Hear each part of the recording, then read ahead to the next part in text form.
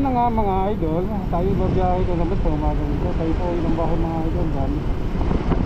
Adsa. Mag-i-edsa tayo mga idol. At kakaiba ngayon.